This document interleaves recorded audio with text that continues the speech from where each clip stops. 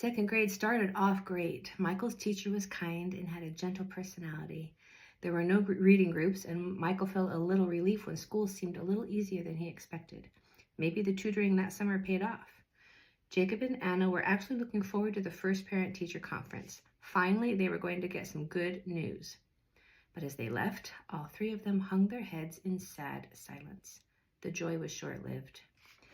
After a few brief positive remarks about Michael, Mrs. Ballard then presented a list of concerns. She invited Michael to go play so she could talk to his parents alone. Jacob and Anna uncomfortably braced themselves as she began. Michael was unable to accurately read an analog clock, something they had been working on for over a month.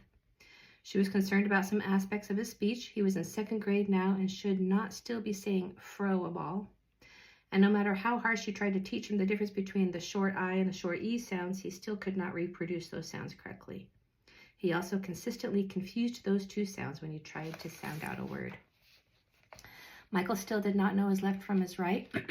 He often put the wrong hand over his heart when he recited the Pledge of Allegiance and acted confused when she asked him which was which. He was still reversing several letters and numbers. He would often confuse B and D, and he would also write numbers like 12 as 21 or 15 as 51, and the 5 would usually be reversed. His spelling was not only bad, but bewildering. She was concerned about his lack of ability to spell high-frequency words, and the spelling he did use often had no connection to how it was actually spelled. The letters he chose to use to spell a word sometimes left her completely puzzled. It was like the letters had no meaning in the word whatsoever. Mrs. Ballard then threw in one more small detail that wasn't impacting his academics, but felt she should still say something. Mrs. Ballard was concerned that he still asked her or other teachers to tie his shoes.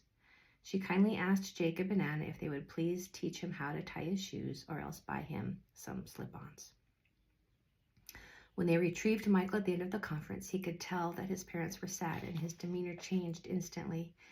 He wondered what was said, and especially wondered if that one question was always in the back of his mind was true. Was he really just dumb? Did they just learn the truth?